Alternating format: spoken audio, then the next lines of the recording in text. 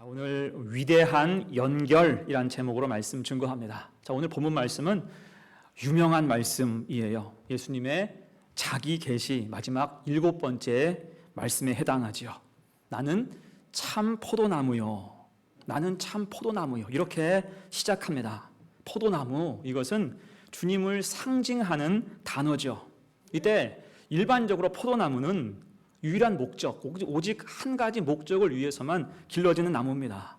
그것은 열매겠지요. 이 포도나무는 건축 제목으로 쓸 수 없어요. 불태우는 화목으로도 적당하지 않습니다. 장식용으로도 쓸모가 없어요. 여러분, 열매와 잎이 다 떨어진 포도나무 본 일이 있습니까? 앙상하고 볼품이었어요. 자, 이런 모습은 이사야서가 기록하는 메시아의 모습과 일치하지요. 이사야 53장 2절 말씀입니다. 그는 주 앞에서 자라나기를 연한 순 같고 마른 땅에서 나온 뿌리 같아서 고운 모양도 없고 풍채도 없은즉 우리가 보기에 흠모할 만한 아름다운 것이 없도다. 아멘. 볼품 없다, 그거예요. 다만 이 포도나무의 위대함이 무엇입니까? 그 연약하고 볼품 없는 가지에서 포도 열매가 가득하게 열린다는 거예요. 제가 신문 보니까 고창에 있는 어느 포도 농장에서 20년 된 포도나무 한 그루가 있대요. 주인 부부가 정성껏 열심히 키울 때 한 뿌리에서 뻗어나간 가지가 300평을 촘촘하게 다 채웠답니다. 그 가지의 길이를 재보니까 합해보니까 5,000m가 된대요. 그리고 그 한 뿌리에서 나온 연간 수확하는 포도가 4,000송이랍니다. 놀래주셔서 감사해요.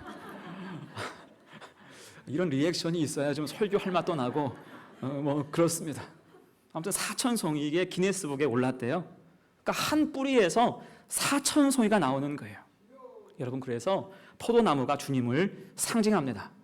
그 한 분으로 인해서 복음이 심어지고 전달될 때 세상이 다 달라진다라고 할 수가 있죠. 자, 그런데 여기에서 중요한 말씀을 이어서 하고 있죠. 5절 말씀, 나는 포도나무요 너희는 가지라. 이게 핵심이에요. 주님은 포도나무, 우리는 가지라는 거예요. 이 한마디 말씀에 우리의 정체성이 다 녹아 있습니다. 여러분 생각해 보세요. 어떤 사람이 나무 위에 붙어있는 가지를 뚝 꺾어버렸어요. 그리고 다른 사람이 볼까봐 꺾인 것이 보이지 않도록 살짝 위장해서 이렇게 붙여놨어요. 그럼 그 가지는 살까요, 죽을까요? 죽을까요? 예, 죽습니다. 왜요? 이미 꺾였기 때문이죠. 나무와 가지의 관계가 그런 관계라는 거예요. 가지가 꺾여서 나무와 분리되면 살 수가 없는 거죠. 그러므로 가지에게 있어서 가장 중요한 것은 나무 줄기에 붙어 있는 것입니다. 햇빛도 필요하고 수분과 양분도 필요하지만 그것은 나무에 붙어 있을 때 의미가 있는 거예요. 아무리 좋은 조건이라 할지라도 나무로부터 한번 끊어지면 다 소용없어진다고 할 수가 있습니다. 여러분, 주님과 우리의 관계가 그렇다는 거예요. 나는 포도나무요 너희는 가지라. 난 누굽니까? 주님께 속해 있는 사람이에요. 여러분, 성도가 누구예요? 주님께 소속된 사람이라고요. 이것이 우리의 가장 쉬운 정체성이 되는 줄로 믿습니다. 주님 없이는 살 수 없는 존재가 된다는 거예요. 자, 그렇다면 우리는 이 정체성을 가지고 무엇을 해야 할 것인가? 열매는 우리에게 어떻게 생길 것인가? 두 가지로 생각을 해봅니다. 첫 번째, 관리받아야 돼요. 관리받아야 된다. 여러분, 주님은 포도나무이고 우리는 가지예요. 그러면 최초에 우리는 어떻게 포도나무의 가지가 됐을까요? 어떻게 주님과 연결되었을까요? 모르죠. 내가 어떻게 예수 믿게 됐는지 사실은 몰라요. 여러분, 그래서 은혜인 줄로 믿습니다. 거기에 대해서 저 아래 16절 보면 오늘 요절 말씀이죠. 풀어서 말씀하고 있습니다. 너희가 나를 택한 것이 아니요 내가 너희를 택하여 세웠나니 이는 너희로 가서 열매를 맺게 하고 또 너희 열매가 항상 있게 하여 내 이름으로 아버지께 무엇을 구하든지 다 받게 하려 함이라. 아멘. 이것이 은혜의 실상이에요. 최초 하나님이 나를 부르시고 택하셨다는 것입니다. 그 택하심이 은혜이고 그 믿음이 선물인 거예요. 그리고 중요한 것, 그 택하심에는 변화가 없다는 거예요. 한 번 부르셨어요? 택하셨어요? 변화가 없어요. 그래서 이 연결을 위대한 연결이라고 하는 것입니다. 자, 그런데 이 연결이 때로는 끊어질 수도 있어요. 주님께 붙어 있었는데 어느 순간 분리될 수가 있는 거예요. 누가 그렇게 한 겁니까? 이것은 열이면 열, 하나님이 하신 게 아니라 스스로 자초하는 거예요. 아담과 이브가 있습니다. 그들이 낙원에서 쫓겨났어요. 이유가 뭐예요? 하나님이 그렇게 하도록 방조하신 게 아니라 뱀의 유혹을 받고 탐욕으로 인해서 죄를 졌기 때문이에요. 자초한 일이라는 거예요. 그런 말이 있습니다. 배고플 때 마트에 가지 마라. 필요 이상으로 아무거나 집을 수 있기 때문이에요. 또한 외로울 때 사람 함부로 만나지 마라. 이건 진짜인 것 같아요. 외롭다고 아무나 만나면 쉽게 마음을 줄 수 있다는 거예요. 곧 인생에 곤고함이 있을 때 악한 유혹은 더 많아지는 것입니다. 그 허한 마음을 악한 마귀는 악용하고 집중적으로 공격한다는 거예요. 여러분, 이것이 연약한 인생의 한계죠. 이러면서 죄를 짓고 하나님과의 분리를 자초하는 거예요. 곧 그때 괴롭고 힘들고 외로울 때 하나님께 붙어 있으면 그 시간을 은혜로, 어렵고 힘들어도 주님 붙잡고 은혜로 지나가게 되는데, 그때 자꾸 엉뚱한 것을 찾다가는 낭패를 볼 수가 있다는 것입니다. 연결이 끊어질 수 있다는 거예요.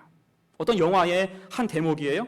어느 도시 할머니가 시골에서 갓 올라온 친구 할머니에게 도시에서 살아가는 자신의 유능한 모습을 자랑하고 싶었어요. 그래서 어디를 데리고 갈까 하다가 식사 시간이 다 되어서 햄버거 가게를 데리고 갔습니다. 들어가 보니 주문받는 곳이 두 군데예요. 한 곳은 직접 사람이 주문을 받고요. 또 한 곳은 키오스크라고 하죠. 들어보셨어요? 키오스크. 본인이 화면을 직접 터치해서 무인 주문을 하는 곳입니다. 요즘 햄버거 가게나 커피숍 가보면 키오스크가 참 많아요. 문제는 이게 쉽지 않다는 거죠. 저도 처음 할 때 얼마나 당황했는지 몰라요. 한참을 헤맸던 기억이 있습니다. 아무튼 이 도시 할머니는 자기가 얼마나 도회적인지를 보여주기 위해서 거침없이 키오스크를 직접 눌러서 햄버거를 주문했습니다. 이것을 보고 시골 할머니, 친구 할머니가 막 칭찬하는 거예요. 너 대단하구나. 역시 도시에 사는 애는 달라. 하지만 나중에 보니까 햄버거만 5개 나왔대. 음료수도 없이 햄버거만 5개 나왔대요. 그러니까 주문을 잘못한 거예요. 여러분 생각해 보십시오. 처음부터 평상시대로 사람에게 주문했다면 이런 실수가 있어요, 없어요? 실수할 리가 없어요. 하지만 굳이 본인이 자랑 삼아서 하다 보니까 햄버거만 5개 나오는 거예요. 꾸역꾸역 먹게 되었어요. 본인 실수 자초한 거죠. 여러분, 우리의 믿음도 그렇습니다. 하나님의 선물, 위대한 연결이 끊어지는 것은 하나님 때문이 아닌 거예요. 대부분은 자초한 결과입니다. 오히려 하나님은 그 연결을 책임져 주세요. 끊어지지 않도록 끊임없이 돌봐주십니다. 자, 이에 대한 말씀이 오늘 본문 2절이죠. 무릇 내게 붙어 있어 열매를 맺지 아니하는 가지는 아버지께서 그것을 제거해 버리시고 무릇 열매를 맺는 가지는 더 열매를 맺게 하려 하여 그것을 깨끗하게 하시느니라. 아멘. 깨끗하게 하시느니라. 한마디로 하나님은 우리 영혼을 튼튼하게 관리해 주십니다. 그래서 신앙의 지주대, 지지대를 세워주시고 필요할 때는 가지치기를 해주시는 거예요. 제가 안성에서 사역할 때 안성에 포도가 굉장히 유명해요. 교회 권사님이 굉장히 포도 농장을 크게 하셔서 가끔 주일학교 아이들 데리고 그곳에 소풍 갔었는데, 실제 포도밭에 가서 보면 포도 농사에서 가장 중요한 것이 무엇인지 한눈에 알 수 있습니다. 그것은 지지대예요. 지주대가 필요해요. 포도나무 가지는요, 밑으로 처지면 절대로 안 돼요. 그러면 열매가 나도 열매가 전부 먼지에 뒤덮이고 쉽게 곰팡이가 피게 됩니다. 그래서 농부는 그것을 다 들어 올려서 위쪽 지지대에 묶어주는 작업을 계속 해야 돼요. 자, 그럼에도 이 가지가 자꾸 삐져나간다면, 처진다면 그 가지를 어떻게 해야 돼요? 잘라내야죠. 그게 관리이고 가지치기인 것입니다. 여러분, 우리의 믿음도 그와 같아요. 우리 믿음은 관리가 필요해요. 이때 관리자가 누굽니까? 내가 관리자예요? 하나님이 관리자세요. 1절 보니까 나는 참 포도나무요 내 아버지는 농부라. 곧 내가 내 믿음을 관리하는 게 아니에요. 흔히 우리가 이야기하죠. 내 믿음 내가 지킨다. 그 말은 맞는 말이 아닙니다. 내 믿음은 누가 지켜요? 하나님이 관리해 주시는 거예요. 하나님이 관리해 주시고 이때 우리가 할 일은 믿고 순종하고 따라가는 것임을 믿습니다. 자, 그래서 우리의 삶도 돌아보면 하나님이 우리의 삶 가운데 배치하신 지지대가 있고요. 또한 가지치기를 하실 때가 있어요. 여기서 말하는 지지대가 무엇입니까? 쉽게 말하면 내 신앙을 지탱해 주는 도구예요. 가장 근본이 되는 지지대가 뭐예요? 십자가겠죠. 십자가, 또한 하나님 말씀, 성경입니다. 그리고 교회예요. 여기에서 신앙의 원칙을 보고 배우고 적용하게 하시는 거예요. 이 지지대가 굳건해야 우리의 신앙은 견고한 것입니다. 그러면서 때로는 가지치기를 하세요. 믿음의 삶을 위해서 무익한 것을 끊어내게 하시는 거예요. 그 방법 중 하나가 경고하시는 거죠. 하나님은 절대로 한 번에 심판하지 않으세요. 경고하고 또 경고하시면서 가지치기를 지시하세요. 여러분, 가인을 향한 경고 기억하세요? 창세기 4장 7절 말씀. 내가 선을 행하면 어찌 낯을 들지 못하겠느냐. 선을 행하지 아니하면 죄가 문에 엎드려 있느니라. 아멘. 그 마음의 완악함을 미리 경고하셨어요.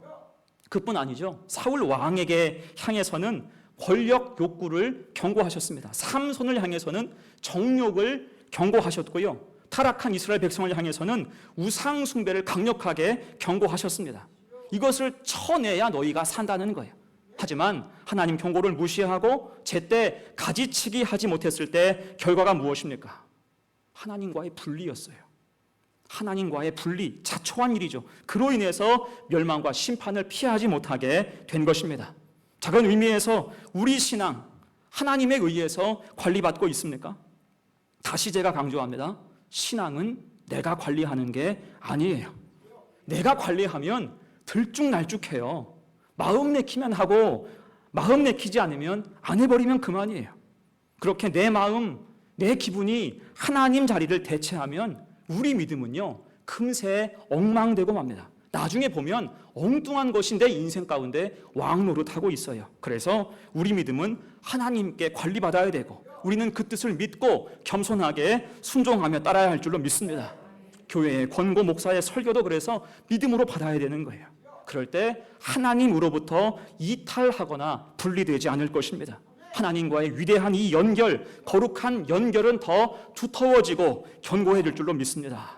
그렇게 우리 믿음이 바로 아름답게 세워져 가기를 간절히 축원합니다. 아멘. 두 번째요. 위대한 연결 두 번째. 열매를 맺어가라는 거죠. 자, 이제 포도나무와 가지, 이 연결이 매우 튼튼해졌어요. 그럼 이제 무엇을 바라봐야 됩니까? 열매죠. 줄기가 튼튼하니 이젠 열매를 바라봐야 돼요. 하나님은 믿음 주시고 이렇게 열매 맺을 환경을 조성하게 하십니다. 곧 오늘 말씀은 열매를 전제하고 열매를 강조하는 말씀이에요. 그래서 열매라는 말이 15장 전체를 통해서 8번이나 나와요. 열매에 대해서 강조하고 계시는 거예요.